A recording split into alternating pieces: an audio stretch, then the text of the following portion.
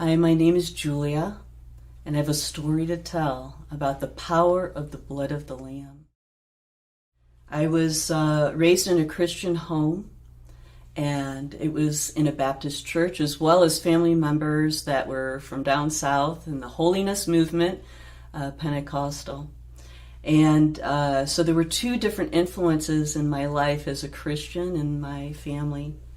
But when I was 4 or 5 years old, I went to vacation Bible school, and I still remember that picture on the wall that I'd drawn or colored in, a drawing of Jesus as a shepherd, and they pasted or taped the picture on the wall until the parents came and picked you up. And I remember waiting for my parents and looking at that picture that I had colored in, and I knew Jesus was my shepherd, that he was my Lord. And there was a picture of even lambs or children in it. I remember that. But I remember he was my Lord. And that was at that age. But when I got older, around 12, I decided to get water baptized. I was water baptized in the church.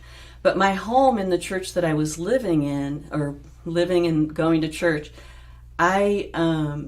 there's a lot of truth, a lot of amazing things about Jesus Christ, but the world was also in the church and in my home. We believed in Jesus Christ, it was the foundation, but there was a lot of stuff in the world, like entertainment, scary movies, horror movies, and things like that were still there. But my family had so much love for me and all of us kids, that I gained so much confidence. I knew I was loved. But there was something that from the world that just started to creep in, the lies of the enemy, of how I'm supposed to be for the culture versus how I'm supposed to be for Jesus Christ. And I also wanted to share, I knew the difference between my father, earthly father, and who God was. I did have that separate, but I chose to have man and his opinion more than what I knew about the truth of God as I was growing up. So what wound up happening is, even though I had this confidence, the church, being there on Sundays or youth group on the weekends, what began to happen was the lie of the enemy that says to perform a certain way for people. And so I want to go back to when I was between 10 or 12. I remember my first time praying in the church in the basement on a metal chair on a Wednesday night prayer meeting, and we all sat there and had the prayer requests, and I remember writing it down even up into my teenage years in the back of the Bible, who to pray for salvation. But there's also this other experience in the body of Christ that I had on the other side of the family. I still remember them being with me on the north side of Chicago, by the way. They were from Warrior, Alabama. But they would be in the living room, my great-grandmother and her daughter, my grandmother, my father, my mother, and myself. I don't remember if any of my other siblings were there. But they were on their knees on the floor, bent over the couches. And I remember I was bent over on this cushion chair, this wing-back chair. And I was praying along with them, and they were wailing and crying and calling onto the Lord. And I just remember praying for a certain amount of minutes and praying for people, praying for things, and stopping, and then sitting back on my heels and seeing they're still going. And I'm like, well, maybe I can pray for something more. And I prayed again. And as a little girl, I kept trying to think of what else to pray for. And then finally I sat back on my heels and I'm like, that's all I can pray for. I don't know what else to pray about. But I bring it up because there was a passion in the hearts of my relatives in the holiness movement, which is Pentecostal. They spoke in tongues, but I never heard them speak that way. But I knew that there was a passion. And from the church that I grew up, there was a foundation of the Word of God in the Baptist church. It was amazing.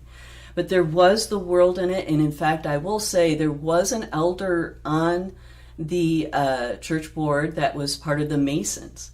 And my grandfather was a Mason. There were Masons in the family. But they also believed in Jesus Christ. So there was this mixture of the culture that was of the world. So when I went to college, I started to go astray. I remember I wanted to go to Bible college at first, but I thought, well, that you don't make that much money, so maybe I shouldn't go. But really, that was my heart, to just look and study Jesus. And on the north side of Chicago, there was a place for that, but I chose to just instead to go to college. I would meet, eventually I would meet this man. He thought I was special, and I thought he was very nice and special too, but I didn't realize I was being led astray. So I remember being seduced by this man, and I did share with him I didn't want my virginity taken. And I thought, oh my goodness. And he reminded me of what the man said afterwards. He said that he apologized. He said, I'm sorry for what he had done. And I remember being stunned that at that moment my virginity was lost. I was keeping my virginity for God and for my husband. And it was gone in a moment. And I thought, in that moment, a lie from the enemy, a lie from the pit of hell, that I was second best to any Christian man because he could find a virgin instead that would be better than someone who had been tainted and there was used good. But there was this moment when my father asked me in college, are you a virgin? And I said, no. And he said, I wish you'd never told me. And I said, then why did you ask? I didn't tell him I was raped. I didn't tell him. Because I kept sleeping with that man. I thought to myself, my virginity was stolen, but the Lord corrected how to really phrase it. I was violated. And it was rape. Staying with that man who had raped me, I kept going with him. I kept staying with him because I thought I'm tainted. Maybe we'll get married one day to make things quote unquote right. But I will tell you, there did come a day where I found out I was pregnant. I had a conversation with this man. He wanted an abortion. I said no. But then in further conversation, and as I shared with him, I'm going to go ahead and have this child on my own. You don't have to raise a child with me. But then when he said, well, then I'll have to marry you. And I just thought, have to marry me? And I remember thinking, if I keep the child and we get married, he'll have resentment that I had the child. He'll divorce me. And I had a fear of divorce, fear of someone not receiving the love that I have to give. That's really what it is. But anyway, when he said that, I said, well, maybe we will get the abortion. I remember thinking, no, I don't want it. So one day, days go by, and he parks on the north side of Chicago on Elston Avenue. And we get out of the car. I don't even know where we're going yet. And he starts pulling out a little sheet of paper from the classified ads in the newspaper. And I knew I'd seen the classified ads before, and we had talked about abortion. I thought, I wonder. And then I thought, no, I know. We're going to an abortion clinic, even though he said, we're going to see a doctor. And I remember one foot after the other, I thought to myself, where are the protesters? Where are the protesters? I was looking for protesters, somebody else to get me out of the situation. I didn't think to run by myself. I thought, then he'll chase me. And then I thought, even if the protesters were mean, I'm like, I'll go to them. Where are they? I want them to take me home. And we kept walking in because I saw no protesters. And then I still remember visiting with the counselor, which is really not counseling at all, actually. But I knew she was just making sure that I was going to go through with it. I remember thinking maybe I could use her phone to call my parents. And I thought, even though they would have shame, they would get over it, even though there'd be shame. And I remember thinking, is there a place that will help me raise the children away from my family? Because I didn't want the shame, even though they'd get over it. But that shame piece was a really an evil tool from the enemy that deceived my family as well as myself. And I didn't call. And back then it wasn't cell phones.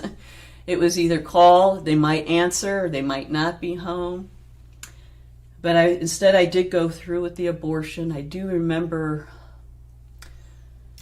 going through with it, and it all boiled down to fear of divorce, I thought, but I realized later it was really my desire for my love to be received from someone. But if it's not received, that's where I was at in my fear if it wasn't received.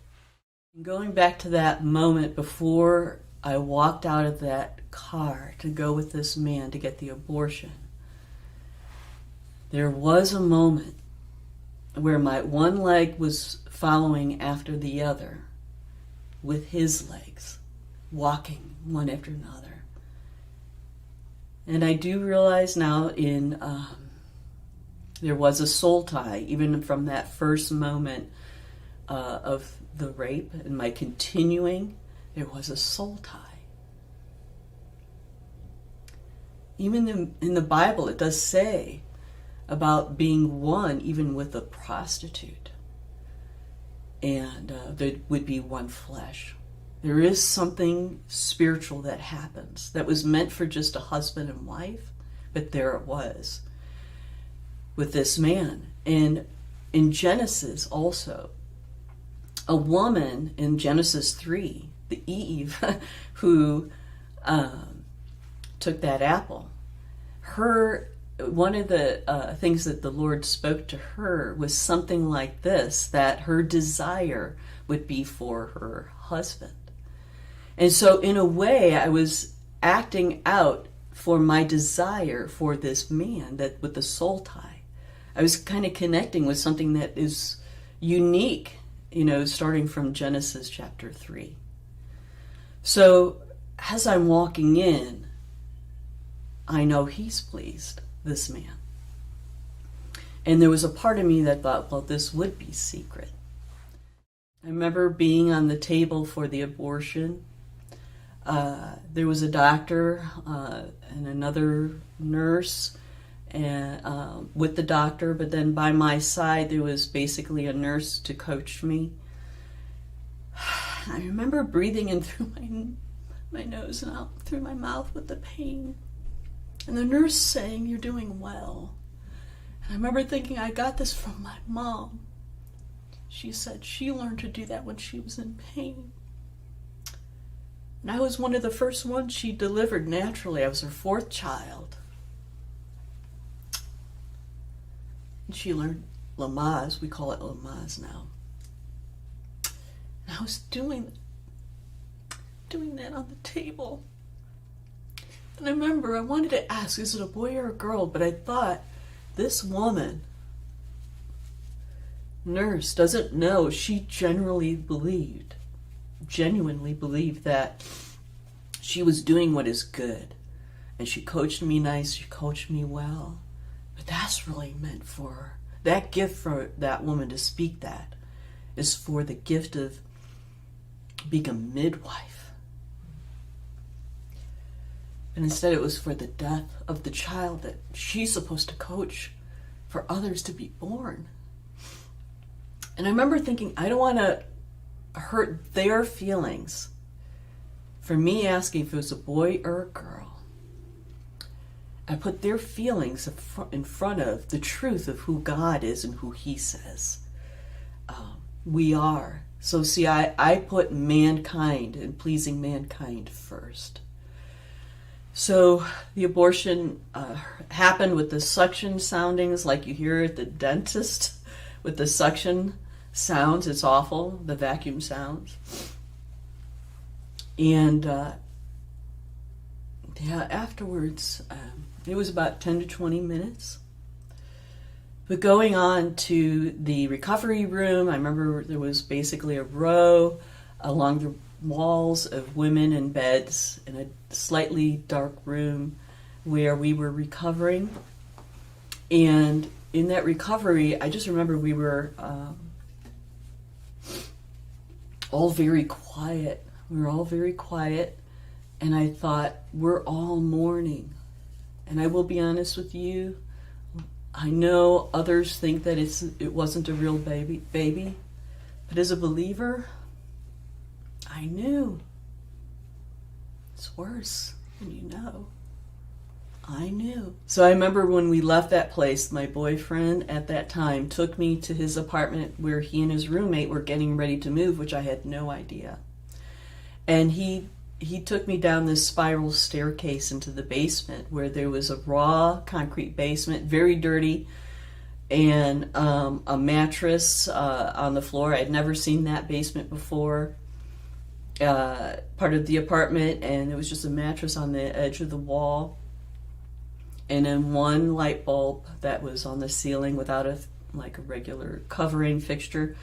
But I remember laying on that mattress. I thought, I didn't care if it was dirty.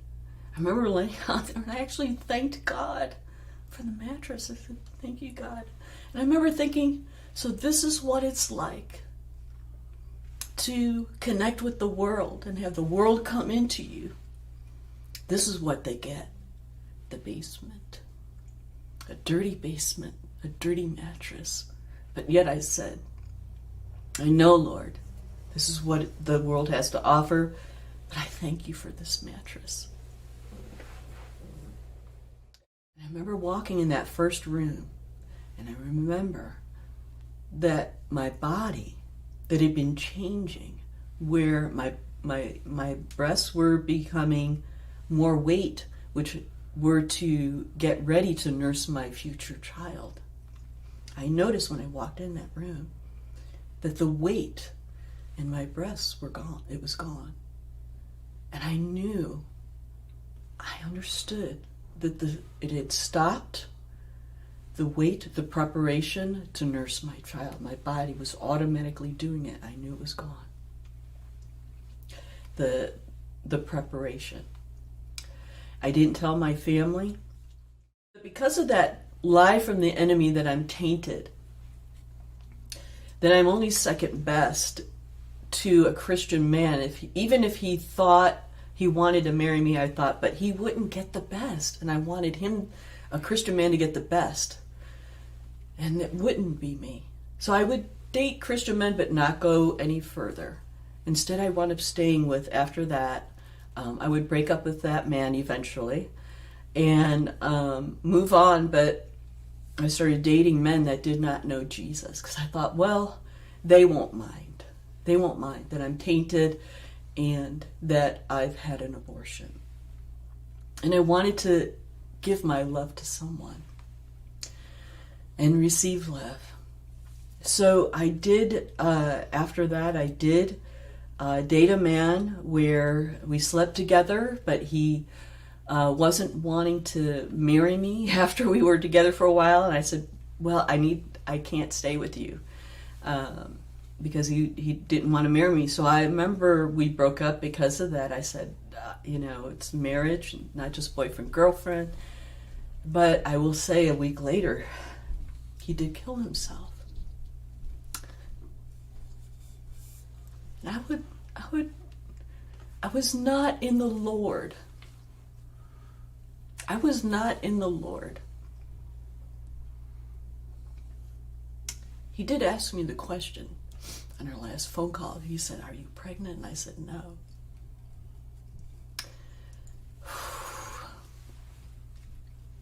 But that man had a friend.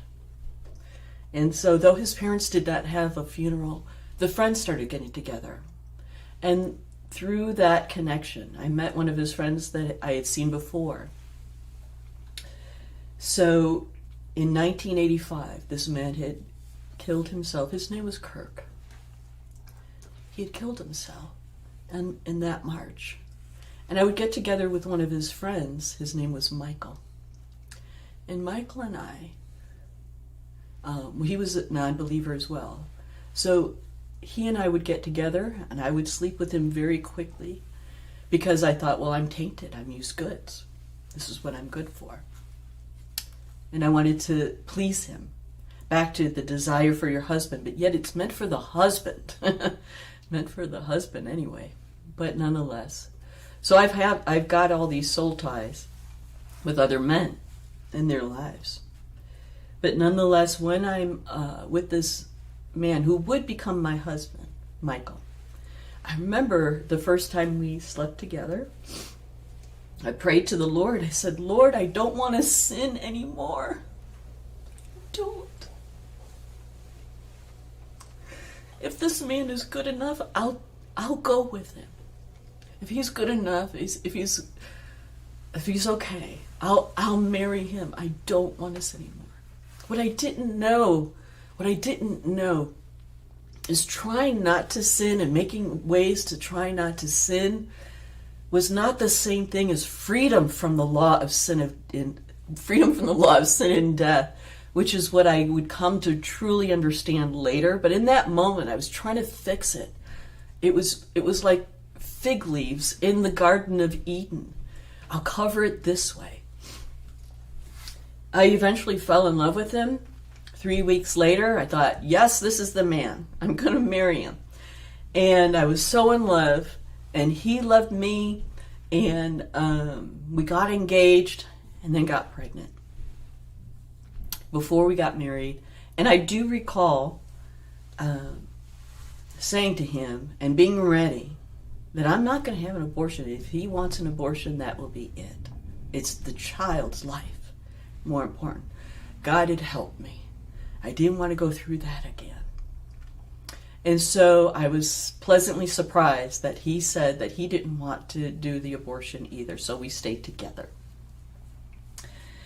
So that would be my first child that I gave birth to, Elizabeth.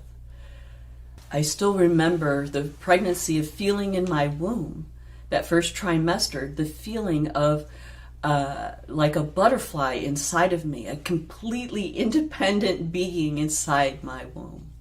So butterflies are very special to me because I thought she feels like a butterfly, beating her wings like faster than I've seen any butterfly flap their wings, like a hummingbird maybe. But I will tell you that when she was born, her they had one of those mirrors where you could see the baby being born, the mother who's delivering. And the doctor said to take a look, and he moved out of the way for me to see the baby, my daughter Elizabeth. I didn't know if she was a boy or a girl yet, but just her head was out. Her eyes were opening and closing, like blinking, trying to just see before the rest of her body even was out. And then she was born, and we all celebrated. It's a girl, it's a girl. And she was placed on my chest. And I understood so much then. I have 3 children, living children. We would have a miscarriage between my second and third child. And when I was pregnant with our third child, I experienced something that was different in our marriage that I hadn't experienced before. And it was complete rejection from my husband that I was pregnant. I gave birth to my child. His name is Christopher. My second daughter, by the way, is Laura. Amazing children, all young adults now. I'm honored that God blessed me with them in so many ways. Gifts given to the world in amazing ways. Later, my husband and I would make a decision, and that we couldn't afford a divorce, so we'll stay together, but we'd eventually make a decision, a joint decision, to have affairs. And so we both committed adultery against one another. And we were still married, but the divorce thing was there too. So, but eventually my husband would want to stay together, and we did. So this is for the future birthdays of the unborn. My desires for any mom that is carrying a child that you're considering abortion for the child. So this is to you, unborn children, whoever has an ear to hear, because even John the Baptist was baptized in his mother's womb at 6 months. Happy birthday to you. Happy birthday to you. Happy birthday from your future birthdays, unborn children. Happy birthday to you. And many more.